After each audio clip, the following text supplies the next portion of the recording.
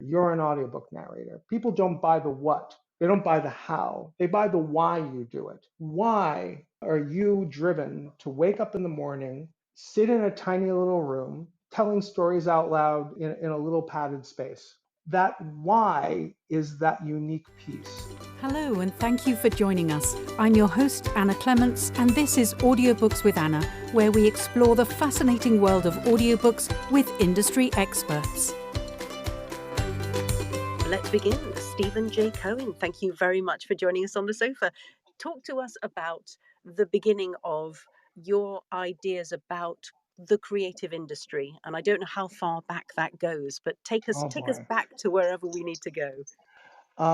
So I actually weirdly started off working. Well, all right. So born and raised in New York City and was studying theater. Unlike most other people who I knew, my pay the rent job was not waiting tables or driving a cab. I was working backstage doing theater tech while I was then auditioning. So basically, for me, day and night was working connected to the theater. And I did sound very early on and slowly working on Theater Row in New York up to the Upper West Side of New York, where Symphony Space is. And Symphony Space, people might know as the home of a program on NPR, National Public Radio, called Selected Shorts, where actors read short stories on a theme in front of a live audience. So my first time basically being the engineer on stories being told by good actors was somebody on stage with a time delay before it went out on public radio in New York City. But I needed to do the compression and all the other things live while somebody was working a microphone. I imagine that set a very high bar with regards to artistic standards.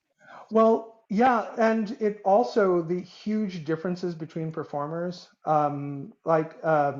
Two people who were very common in the 90s to wind up on Selected Shorts. One was the actress Barbara Feldon, who most people might remember from an old television show called Get Smart.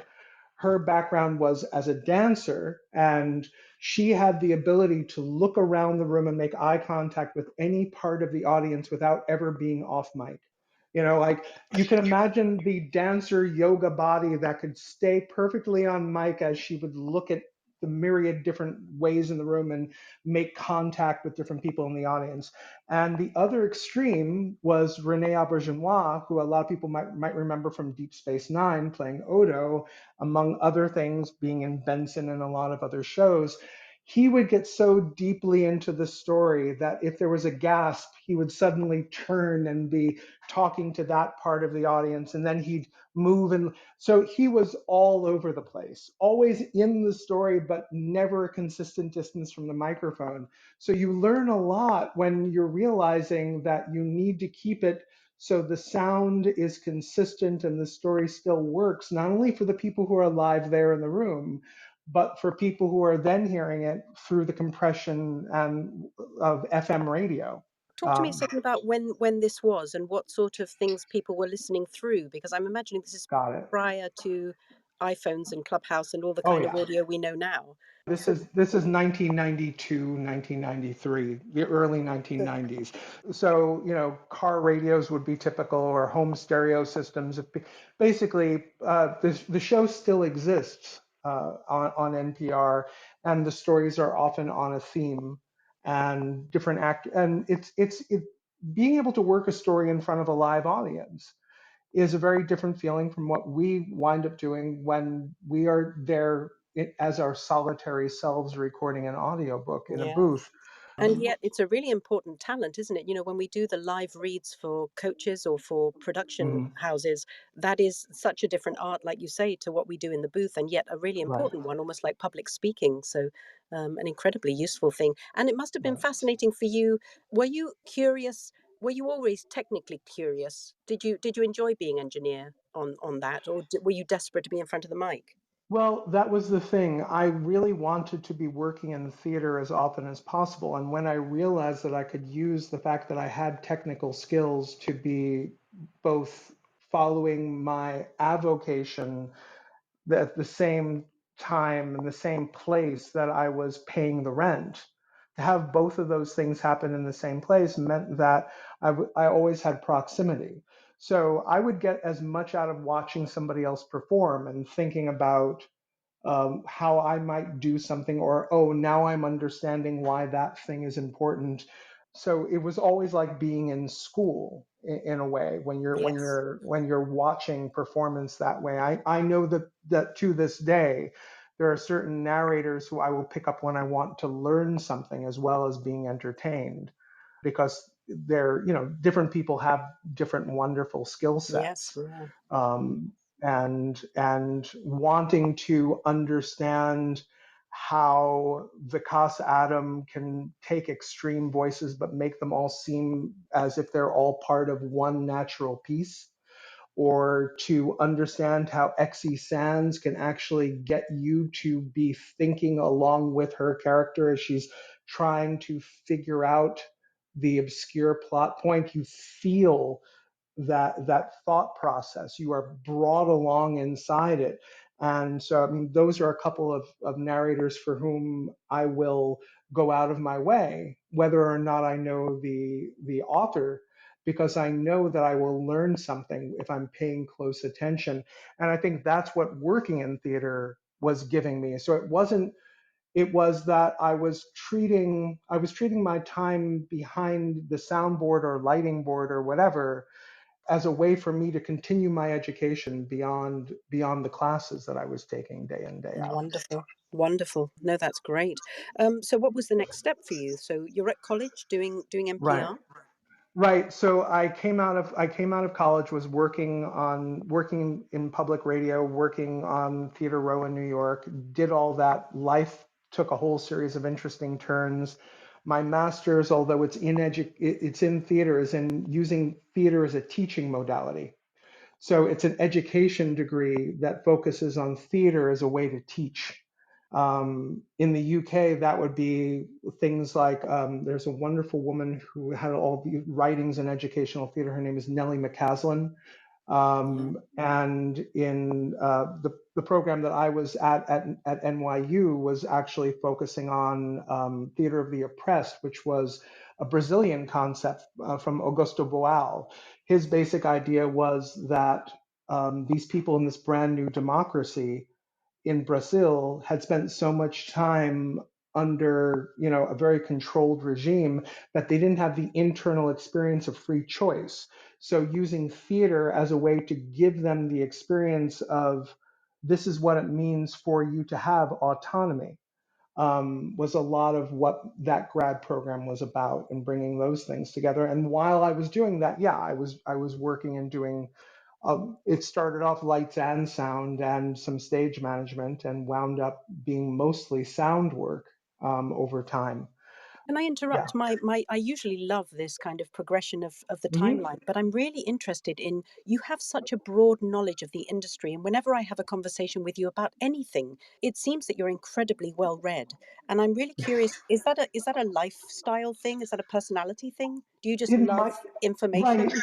Well, it might be, but it's not obsessive online stuff that from now. It's actually been something all the way through. Like, as an example, at Symphony Space, through a series of well, serendipity, happy accidents, I wound up connecting with the writer Frank McCourt, who had spent 20 years in the classroom teaching.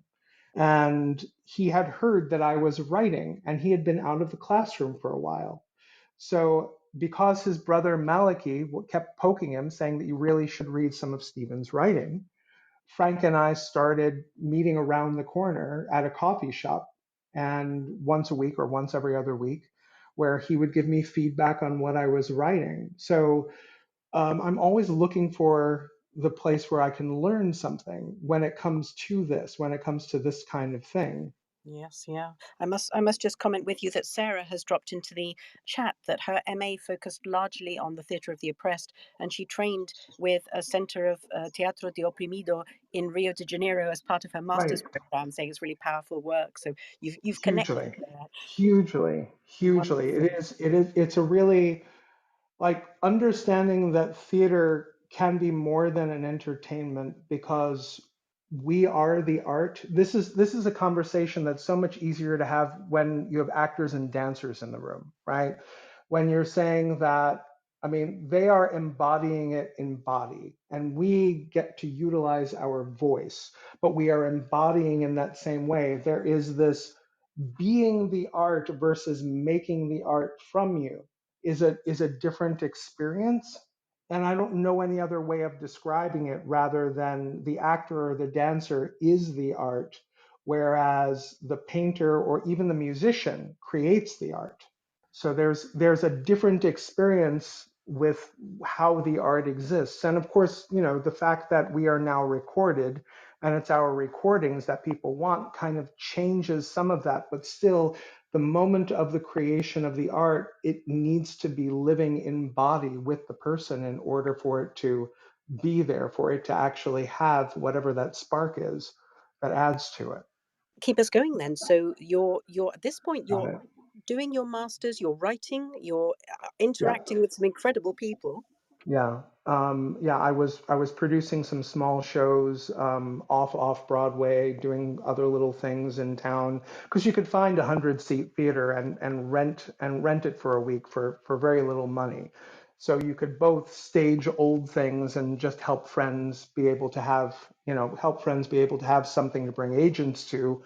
Or if you've done that enough, you can then get people to then have enough confidence in you to come down and do an original script with the same thing, where you have a 100-seat theater that didn't cost that much to get a hold of. Now in New York, that would be price prohibitive. But I know that regional theater back then meant that even off Broadway was a much more affordable thing, much more accessible because of it, and you could do that kind of experimentation. So we were doing those sorts of things. Like I said, my master's was technically an education degree. I spent quite a number of years in the classroom, and then some people who I had acted with on stage started talking to me about audiobooks. And around this time, I was producing a podcast, a series of podcasts in the early days of podcasting between 2007 and 2009. And it already became clear that although a lot of us had passion for what we were doing, in those days it was impossible to make a living in podcasting. And a number of those people started thinking about audiobooks. And about at that same time, Elizabeth Wiley, David Dorscht, a few other people who I knew who I'd acted on stage with had said, we really, we enjoyed working with you. We really think this is something you might want to try out. And so I took a couple of quick classes to sort of see how it felt to be not in front of an audience, but working on your own, and started working from there. And very quickly realized it was a good fit. And so I was faster than I thought. I was able to get out of the day job and start building the work as a business.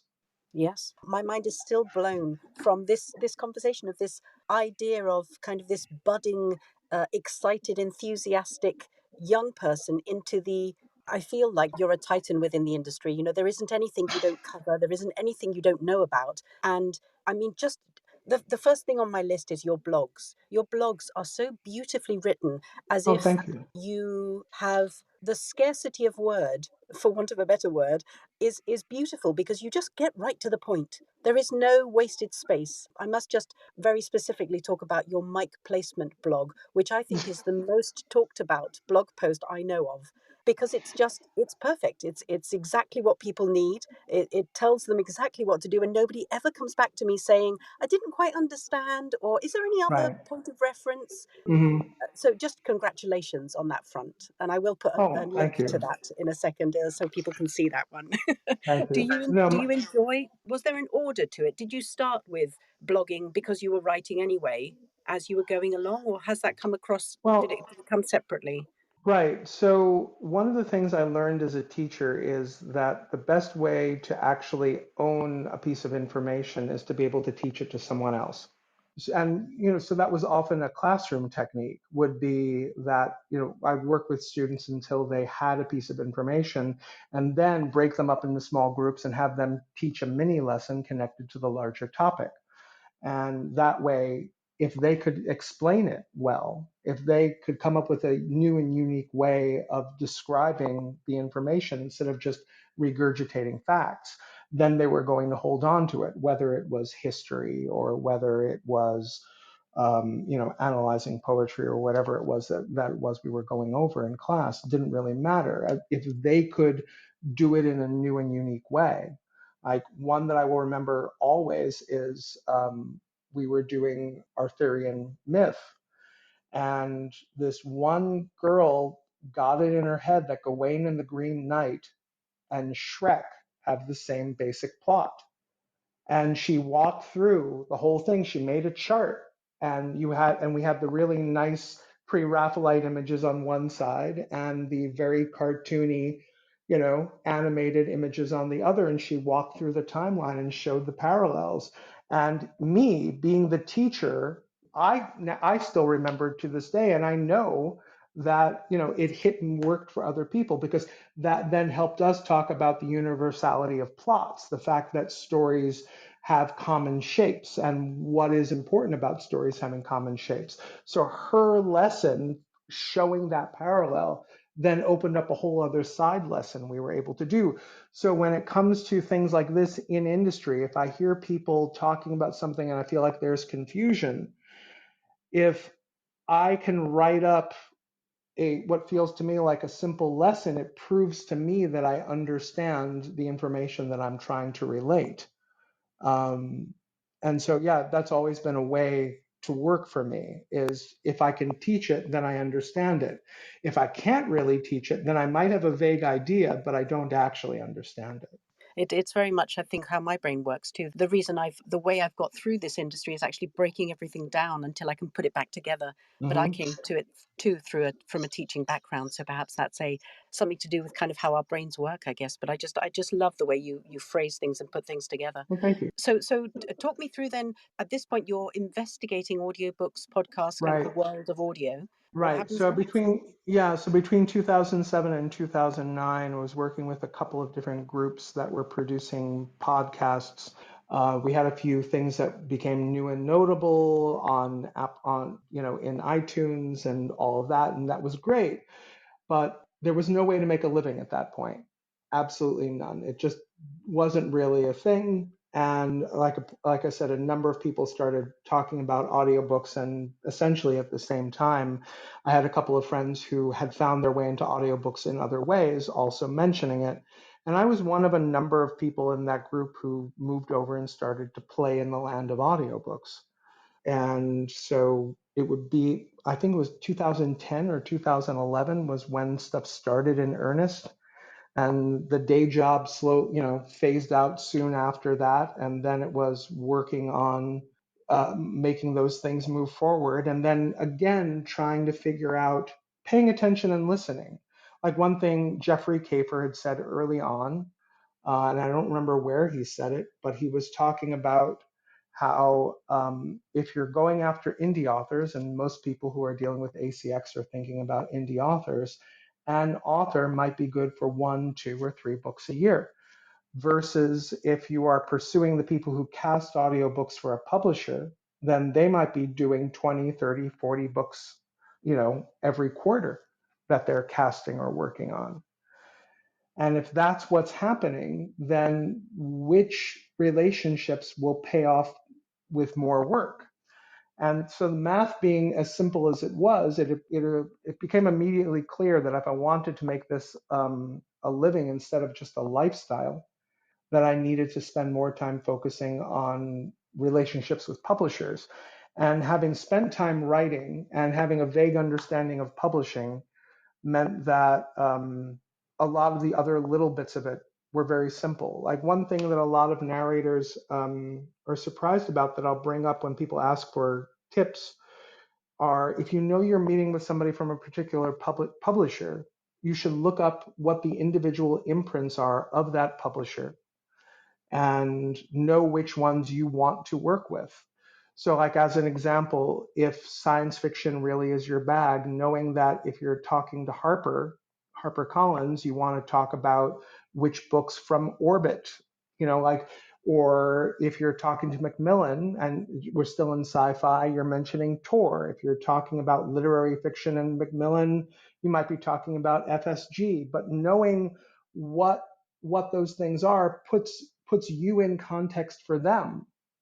So being able to know those things and to say, oh, like if you're doing one of those speed dating things and you know who's in the audience, it allows you to target that person through terminology they're using in-house. And you come across as an informed professional, don't you? So you're right. Yes, absolutely. It's a really Right, important thing to do, and I think it is so easy to do nowadays with the amount of information that's available to us. The right. research is so much easier than it used to be.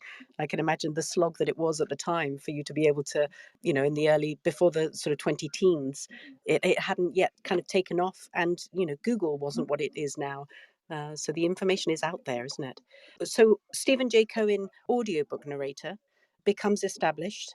I'm having to talk about Spoken Realms. I'm sorry. It's just Mhm. you are Spoken Realms. How and when did that kind of shift across, or did it? Was it all part and parcel of kind of just the journey? Well, okay, so relatively early on, there's a narrator who still does lovely work. In fact, I just approved another project of his this morning to go through the system. Mike Vendetti, really nice man based in Colorado, had gotten a distribution contract with Audible, and he was using it to enable people to do public domain work. And he announced to the people that it had gotten to be too much work and that he wasn't sure how much longer he was going to do it. So I wrote a very detailed, impassioned letter explaining why it was very important, explaining that the classics are classics for a reason, and that it's always valid to have a new interpretation of an old book because something will happen in the modern world, and if you narrate and you produce that story in a way that reflects upon what's going on now, you get something that's unique. And he and I talked about it, and he then basically said, well, if you want to take this thing over, I'm happy to work with you on that. And this is before anything was called Spoken Realms, but at this particular point, I spent some time learning how he had put things together. I spent some time starting to understand exactly how much structure narrators like and how much structure they hate. Yeah. I'm also guessing that getting a distribution contract with Audible isn't easily done. No, not at all. And so the idea that this venue would have gone away would have made things very, very difficult because with ACX already out there, they were much more likely to simply try to push people towards ACX, even if it wasn't an appropriate choice. But at this particular point, it was called Listen to a Book with the number 2 in it because that was a URL we could get. And I built software that allowed us to take the reports and be able to figure out who owed, who got paid what and everything. I basically built all that stuff on the back end. And while I was building this, someone who I knew locally said there's a business incubator here in Western Massachusetts in the Pioneer Valley, and you may want to take this idea to them, which I did. I'm fascinated by the way you just said, as if you had put your coat on and stepped out the door. You said, I wrote this program and put this thing together. Where did your Because coding and programming and writing Right. stuff isn't something the rest of us can necessarily Well, appreciate if that's not a world that we came in through. So again, was right. this something you were already doing? Was this a world you were Well, involved in? okay. When I was 14, um, I I went to a summer writing program for teenagers, and that was my first exposure to a word processor. So realizing just how much easier it was working with a word processor instead of a typewriter, because you could just insert a paragraph or globally change the name of a character. I was impassioned enough to go to my parents and to say that I really wanted to be allowed to use my bar mitzvah money to buy a computer. And I bought a computer way back when. Now, I'm not a trained programmer. I'm just somebody who grew up with technology during the time period where what passed for computer teaching in school was your math teacher would give you this complex theorem that did something. And then that very same teacher would have you for a computer class and they would say, I want you to calculate all the primitive Pythagorean triples with numbers between 1 and a million. And obviously you took the theorem that you learned in math class, and then you'd have to build the logic around that. Same sort of an idea. If you didn't understand the theorem, you couldn't possibly write the program. So the math teacher was getting to make sure you really understood it. But for me, the point of computers were always to take boring, repetitive tasks and figure out how to automate the boring, repetitive part out so that way you could focus on the creative end of things. I have like 4 questions in a row now, and I Sure. don't know which one to go to next because what's coming into my head is second opinion. You are so Yeah. well known for your, and for those who don't know, well, tell us about it and how it came about and why. I'm going to go find the link All for it as right. well and put that up. Well, yeah. So Second Opinion is a piece of software that I wrote because people were submitting long audiobooks, and occasionally a few of their chapters were out of spec. I wrote down what the specs needed to be published. They were a little stricter than ACX specs. So if you think of a Venn diagram where the inner circle is everything that Second Opinion will accept, and then you have a larger circle completely around that, ACX specs were always a little bit more fuzzy. Audible holds everyone who's not ACX to a slightly tighter standard. So what would happen is I had people with really bad internet upload speeds who were uploading really long, detailed books and needing to do it again and again and again because they were slightly missing the specs in order to release things. So I thought if I could write a tool that they could run on their software locally, before they try to upload it, they would then know if the audio would pass inspection on the other end. And since I didn't want people to use it as this is my mastering tool, I thought, well, I only want them to use this as a second opinion, which became its informal name at the time, which is how that all kind of came about.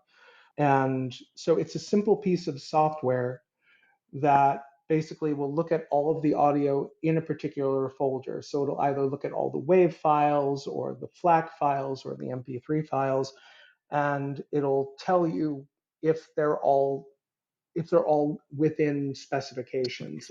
I must just interrupt you because Laura Yeah. English has put in the chat exactly what I was thinking. She said, Second Opinion is not just a software you wrote, it's a major anxiety reducing tool that makes her sigh out loud and sleep at night. Thank you. Thank Good, you. good. I'm the, happy it's been helpful. the But effect it's yeah, had on so many people's lives, Stephen. I can't begin to tell you again the knowledge of, you're going in. The trouble with this freelance work is that right, so many of us come with, 8 out of the 15 things we need to know, we're coming up right. to the mic with. And those 8 things are different. And some people have 11, some people have 6 of the 15 things you need. I'm Hmm. using numbers randomly.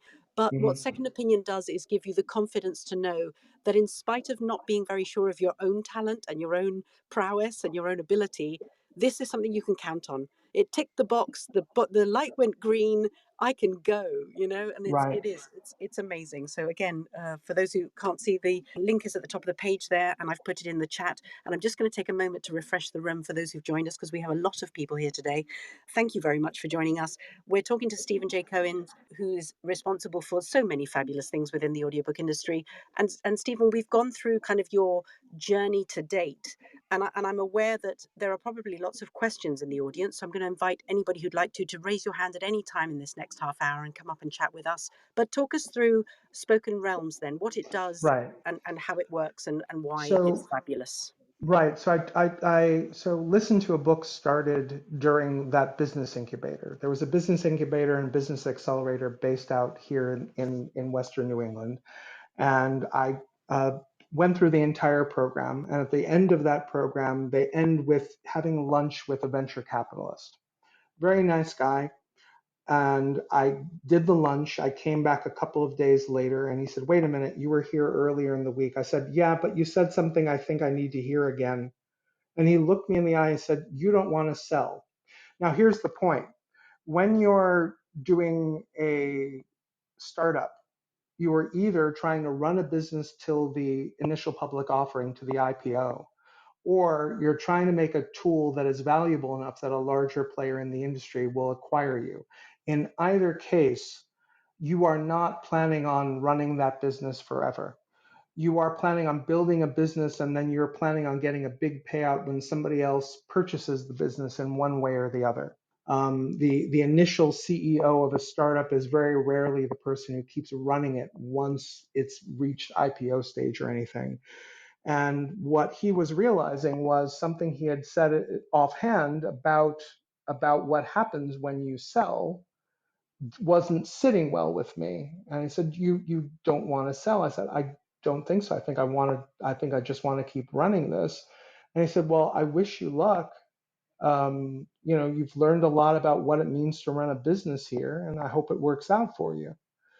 So instead of going after public financing and or venture capital or any of those things in that way, it became the slow evolution of a business. And it was during the business the accelerator part that the name changed from Listen to a Book to Spoken Realms. The MVP, which means minimum viable product in this case, was the doing public domain works. The idea basically being you can do a royalty share on ACX and get half of whatever the book sells. But if we hold on to the fact that, I don't know, Virginia Woolf perennially sells very, very well. And so doing a royalty share with Virginia Woolf when she doesn't happen to show up for her half of the royalties means that you are likely to produce something that, while it may not make you rich, will be a consistent seller. And then I would talk to a lot of narrators who were working in, let's say, romance or in mysteries or in whatever. And the point was, if they would go back and find a classic that was within that genre, they felt like they were using a few public domain works to expand their portfolio in a way that made them feel more confident and more impressive as they were then reaching out to the publishers. So it was a way for people to do that work. And from there, it then evolved beyond that when some authors came to us. And actually, a book you did with us, it was you and Paul Heitch a while ago. That was one of the first times that an author had reached out to us saying that they had had a poor experience with one of the traditional producers, and she really wanted to she wanted a different kind of experience. And that we listened to everything that she wanted that was different. And that project that we did with you and Paul Heitch back then was one of the first books that sort of launched that end of what it is we're spending a lot of time doing now with indie authors who are looking to maintain a little bit more control, but are looking for a more professional experience Yeah, for when those they're who are producing it. interested, that's called The Unfinished Garden by Barbara K. Right. Paul White, which is a fabulous book as well as audiobook. A lovely story that she's written about her A lot life, of which I've, fun. I've found fascinating. So it just seems like you have, and I apologize for using this word, you have floated through life just being brilliant, as if you've turned your hand to the next best thing. And I imagine that's not how it felt, but that's kind of how it comes across. And I'm curious to know whether you consciously set goals to achieve all this stuff, or whether it has come because you were loving what you were doing and were in the right place at the right time. Do you feel there was one or the other happening? So if I try to consciously plan, it doesn't make sense. But there is one thing when I've lost motivation, I tend to look up graduation speeches given by people who I respect, because usually there's some little insightful nugget. There's a really good one that Neil Gaiman gave to the Philadelphia School for Art that is called "Make Good Art." It's a lovely, lovely speech. And he talks about a whole bunch of things in there. He talks about what you need, basically saying, well, if you're an artist, you're a freelancer, and here's the things that freelancers need to know. Do good work, always be on time, and be a pleasure to work with. In fact, you don't need to do all three. 2 out of 3 is enough, because if your work is on time and you're good, it's okay if it's a little bit late. And he walks through all 3 of those things, and it's very funny, but it's very true. But he moves on from talking about those to a deeper topic, which is that at different points in your career, the same opportunities will be either broadening or limiting.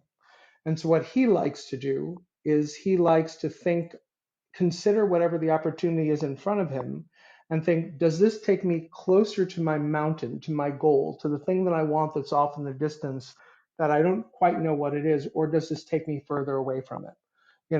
If an editorial job had been presented to him earlier in his career when he was still being a journalist, that would have gotten him closer to his goal. But since it didn't come up until after he was already writing and working with people like Terry Pratchett, it was taking him away from the mountain. And often when something comes up, when there is something new, it becomes, at first, do I feel like this is taking me in the right direction?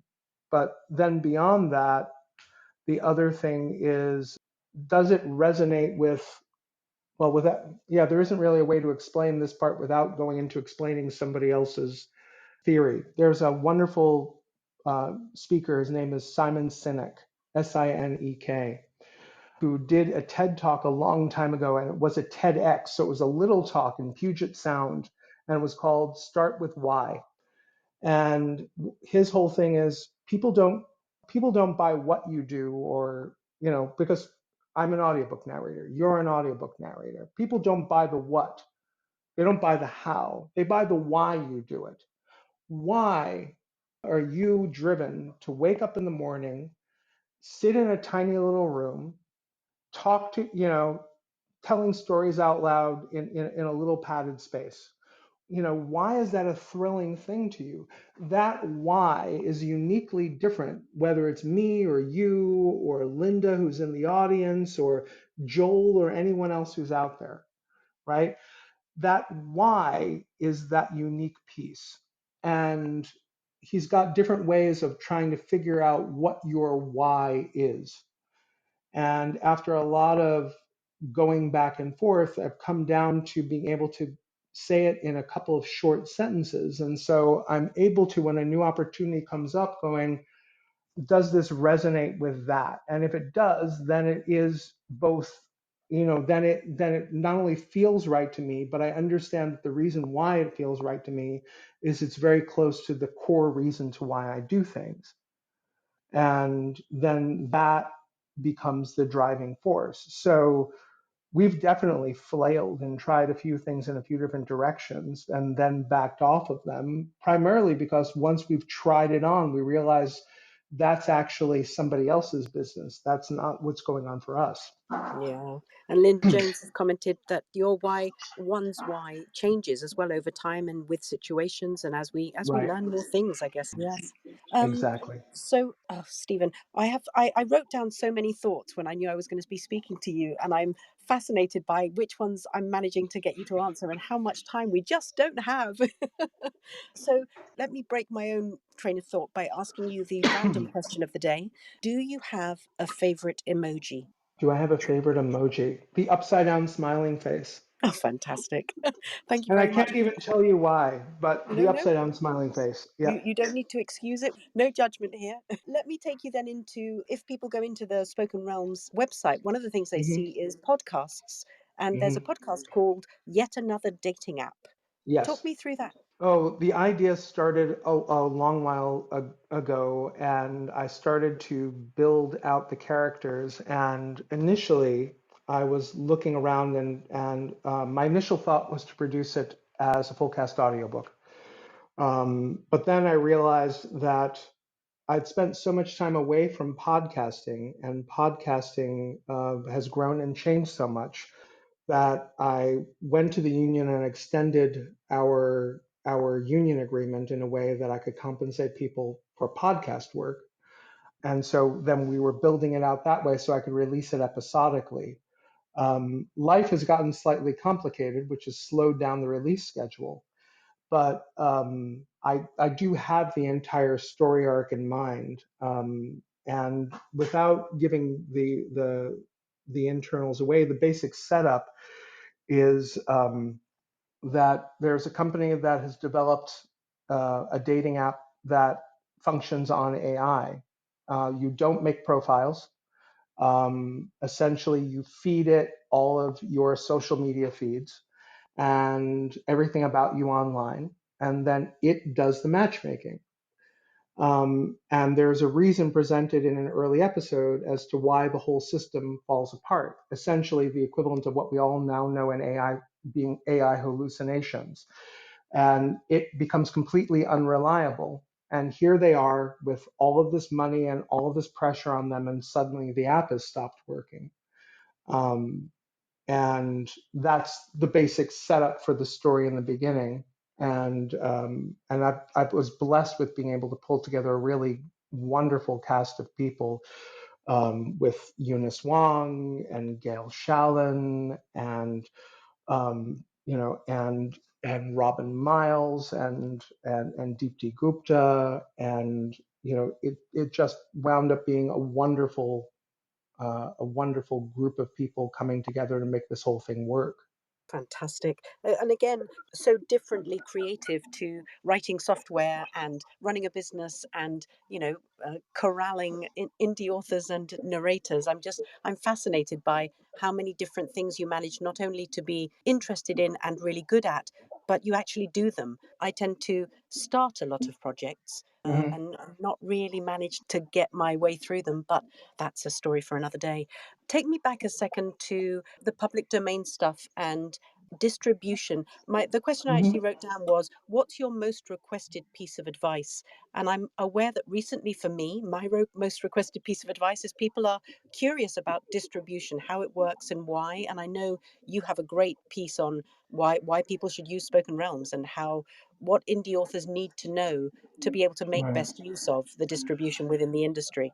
Right. And one thing that people find surprising is I'm the first person to turn somebody away from Spoken Realms if we're not the right fit.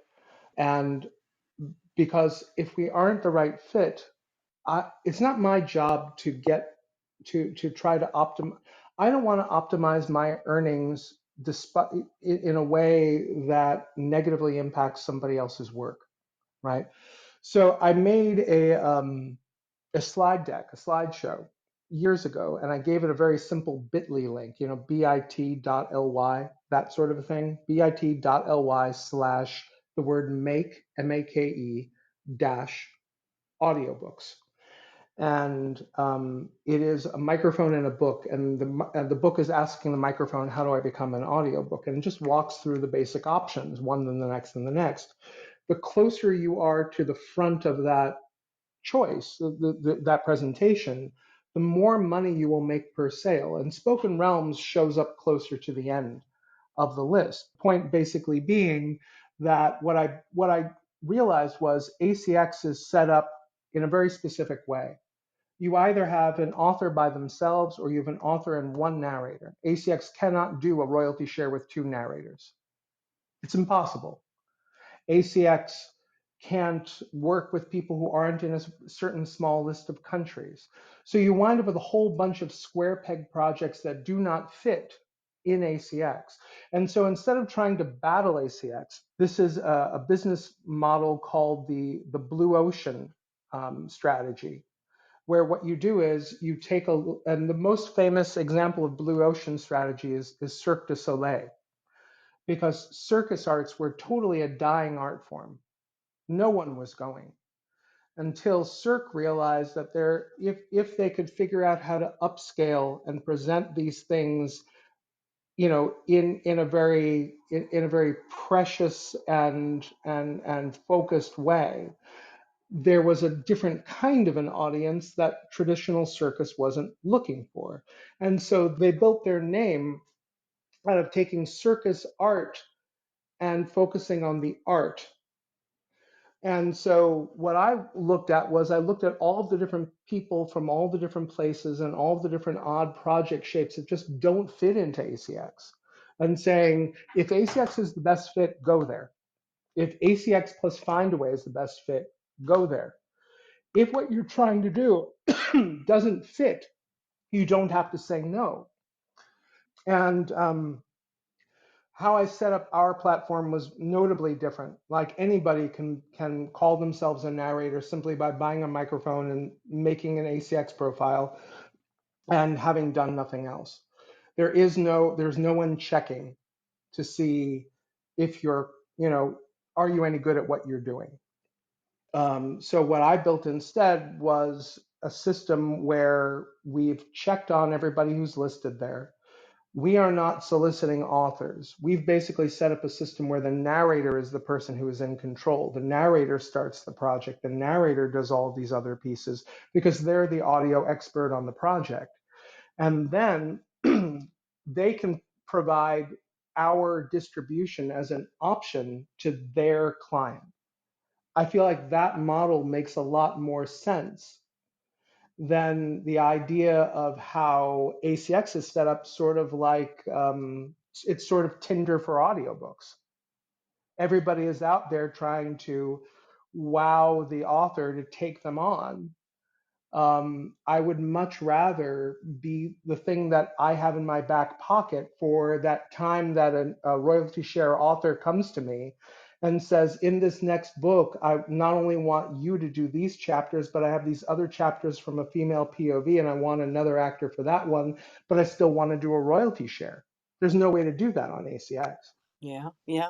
I also find that I think ACX for me, when I first began, I thought it was a team sport. You know, I was one Mm-hmm. team, the author was the other team, and we would play Right. this game together where we would create this thing. But it turned out that a lot of the authors didn't know how to play the game. And so it ends up always being that the narrator is actually leading the assault, as it were. We're the ones with all the information. We're the ones hopefully, sharing our excitement about the audiobook industry and Mm-hmm. teaching authors about how it works and what to do next. I must just comment that Taki has mentioned in the chat, he says, do audiobook publishers have to use a narrator through Spoken Realms in order to utilize its distribution service? So, yes. And the reason why I have it set up that way is in part because I'm using the narrators as an informal referral system, because I want to know that the narrator who's bringing the project in thinks highly of the author they're working with. Again, I don't. I'm not trying to build the biggest system. I'm trying to. So to go back to what my why is, because we never quite got there, but this kind of focuses on the thing. Essentially, what I say to myself is that my goal is to help good people do good work. And so the idea of these are good people, these are good narrators, these are people who care about the stories they're working on. And they then have their own client, somebody who they've felt comfortable working with. And there's a reason, whatever it is, why that particular client is not better served on another platform. Then they're bringing that person in. So we definitely have had people who have an old ACX author who's now looking for a different kind of thing. And so they will then help that author re-upload onto our system after removing it from ACX. We're using the people who are already approved as a way to validate the new people coming in. So not only people filling out the join us form, but we've also had many people, when somebody is doing a multicast project, bring other people into the system because they were part of that multicast project. Again, I'm using the fact that existing people were previously approved to then highly rate the people who they choose to work with. Love that. That's very clever. It's a self-fulfilling brilliance. Yeah, well done. Well, it I means very slow growth as opposed to explosive growth, but it means that it's slow and manageable growth because we're up to 4 people running this. And if there weren't the software doing the automation, it would be about an order of magnitude larger to get everything done. But Wow. with the amount of automation we have, we've got 4 people distributed between the EU and the US, running the show day in, day out. And we can do that because we're not we're not trying to gear up for explosive growth. We're trying to reliably grow responsibly over time. Yes, yeah. Sorry, I've just got a question in the chat. Jess Moran says, if you're doing a public domain book, how would we get started with you? Is that on the website? You Yeah, mentioned the. so yeah, there's a link called Join Us. And if you so spokenrealms.com/join-us should take you to the form. And that people have said to me over the years that that form seems overly complex, and I'll come back to the reason why it's important that it is complex in a minute. But on that form, it starts off by explaining this is not a traditional roster. You're not coming here to apply to, for us to then use you casting wise and things like that, the way you might look at getting onto the roster at a publisher. This is about people who are trying to do their own work. Yes, when we do an author come to us, the first thing we do is look through the actors we currently work with in order to try to cast from there. That is true, but that's such a small percentage of what we do that shouldn't be what's going on.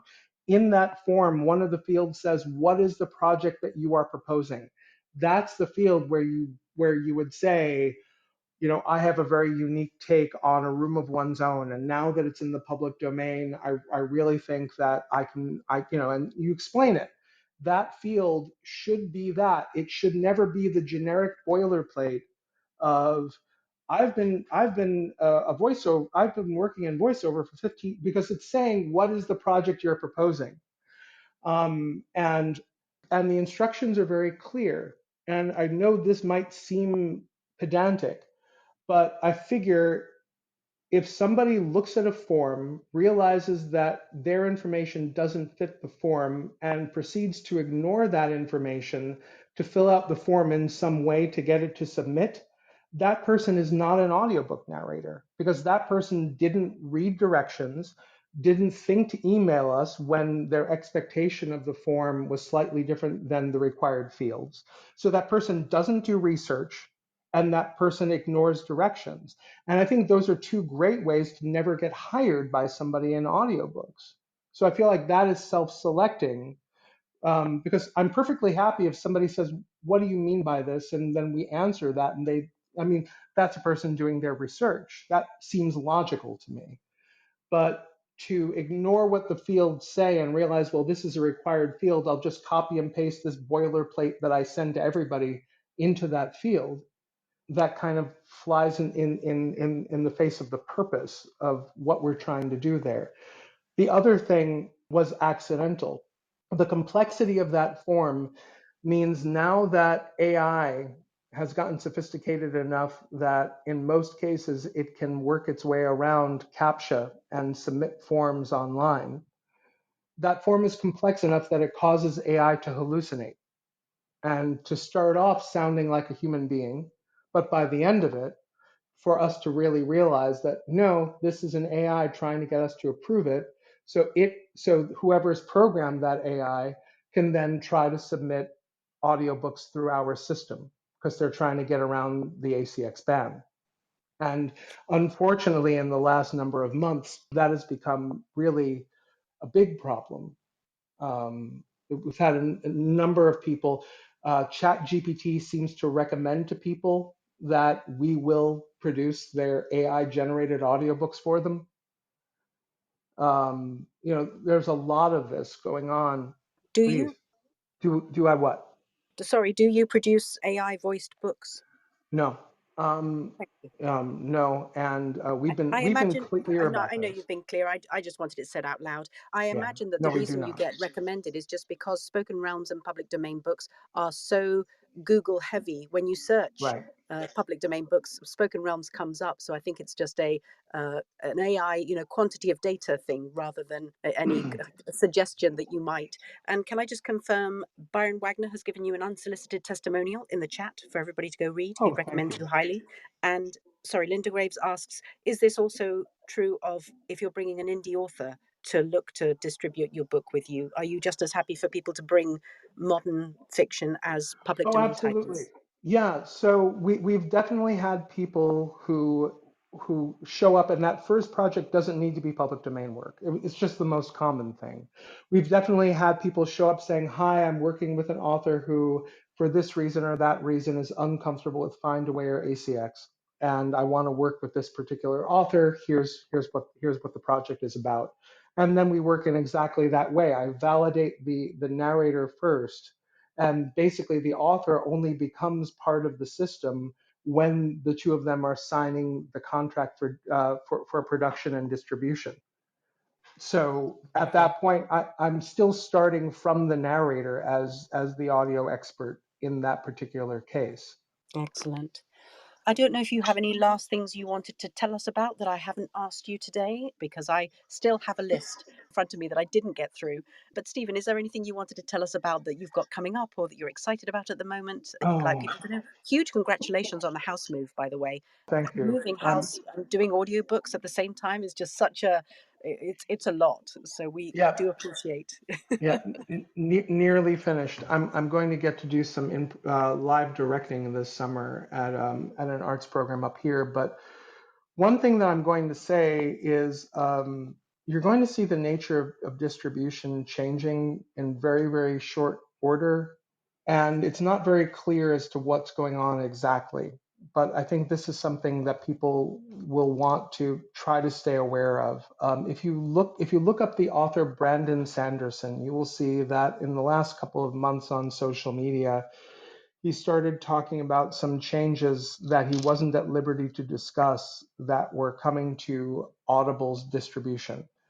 I still don't have very clear answers as to what's going on, but what I can tell you is that it would appear that all the outside pressure from other places is making Audible rethink how it does business.